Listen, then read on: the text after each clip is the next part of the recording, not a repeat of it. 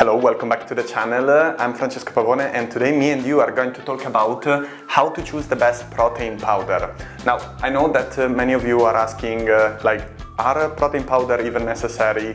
Do they work? Who needs to take it? And how to choose the best one. So I put together a video on how to do it, and let's have a look together.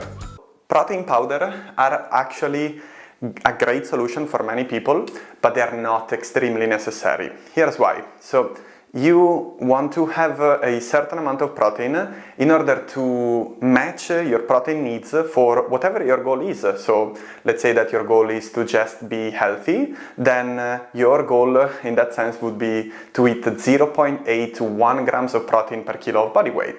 But if your goal is to build muscle, or you are working on strength, or you are an athlete, or you are a bodybuilder, well, then in that case, your protein requirement for that day or for your period of time will increase up to 1.6 to 2.2 grams per kilo of body weight.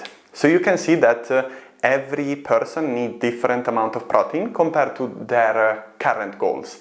So protein powder in that sense, it's not extremely necessary, and that's why I always recommend to all my clients that they get their protein when they can from whole and minimally processed sources, because by doing that they will get the right nutrients that they need with the right amount, without having to lean on something highly processed like protein powder. But since protein powder have been researched many times and there is a massive evidence that they don't create any complication for health, then they are broadly recommended by coaches, and they are actually a great solution for many people who struggle with meal prepping because they're extremely busy. You can just take your protein, put 1 or 2 scoops in your protein shake, shake it, drink it, done. Okay, it's very time effective. So literally in 1 minute you can be done with your meal and still have your protein requirement match at the end of the day. And that's something that many people are struggling with, reaching their protein target. Okay, so don't see protein powder as something it's extremely necessary, but it's something that we can keep in our toolbox in order to match our protein needs for the day, protein goal for the day, when you're struggling with time and preparing your meal. Also, if you look at the protein content per serving, is the cheapest source of protein that you can find on the market. So when compared to chicken, fish, salmon, they are the most affordable. So for many people, imagine a student, they are a great option because perhaps you are preparing a dissertation, your final dissertation at uni, or perhaps you're extremely busy with your new job or your new house, and you just can't spend so much time preparing your meal.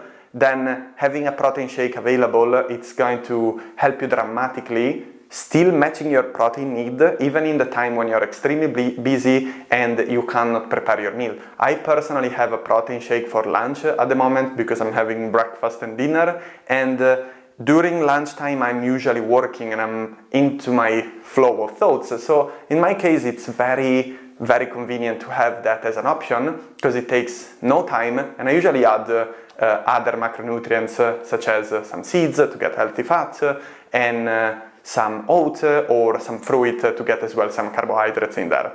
But let's have a look at how to choose the best protein powder. Now, the first thing that you want to look at is the protein amount per serving. So if you look at the nutritional label behind your protein powder box, you can have a look at all the ingredients listed, and you will see that there is a serving size. Usually it's between 20 to 40 grams.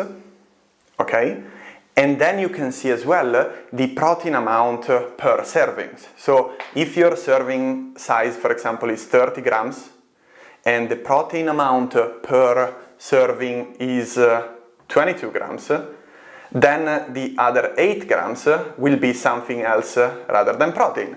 And usually you can find protein powder with added flavorings or carbohydrates, and that's not something that you necessarily need when looking at your protein powder. So for sure, you want to have a look that protein grams are a minimum of 20 to 40 grams per serving, and that's why the reason why is because research shows that we need a minimum of 20 grams, but 20 to 40 grams being the optimum, to stimulate the muscle protein synthesis.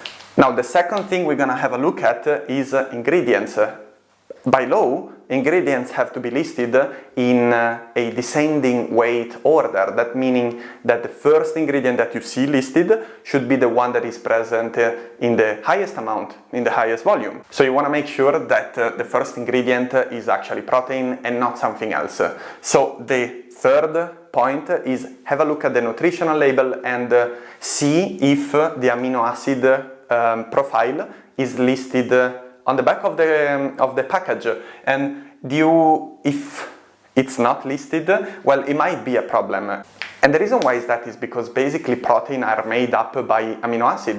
Amino acid are the building blocks of protein, and not all the amino acid are created equal. So some amino acids, such as leucine, have a key role in muscle building and muscle repair. So you want to have a look specifically that the amount of leucine is not lower than 2.7 grams per 100 grams, and that all the other essential amino acids are listed. So if you have a look at the nutritional label and there are no amino acid listed, then it's a red flag and you probably want to steer away from that product.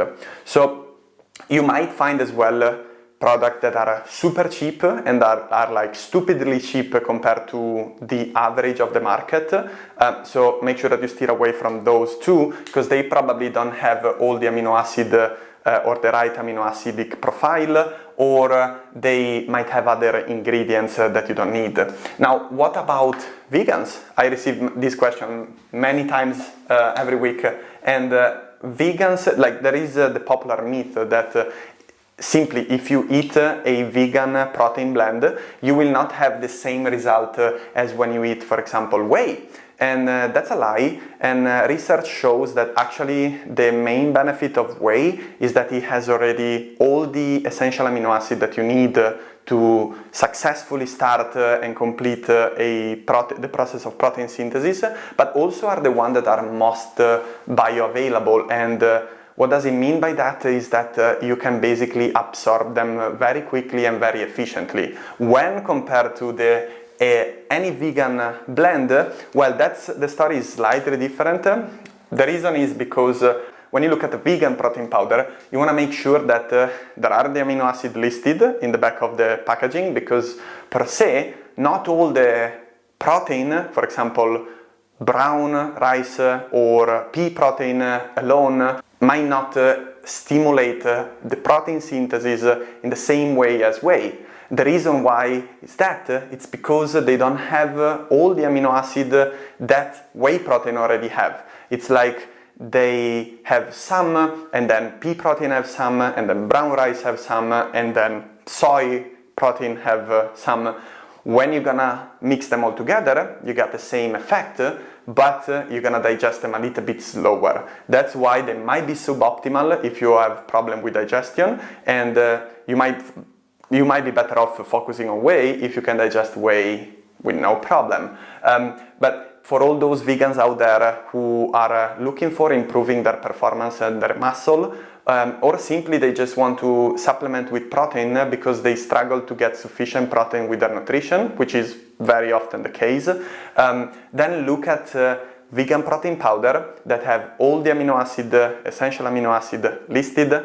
They have the leucine content listed, and you want to follow the same guideline as for this video, even for the vegan protein powder. So you see that here I wrote next to ingredients that isolate 90% and concentrate 35 to 80%, and the reason why is that there is when selecting a protein powder, of course there is a hierarchy, right? So depending by the protein content per serving, we said earlier, You can have many other things added and to your protein powder, such as creatine or maltodextrin, but also beta-alanine, and those things are great, but they are not necessarily adding extra benefit when using protein powder for the specific purpose of increasing your protein intake, increasing your satiety, and increasing your muscle recovery from your workouts.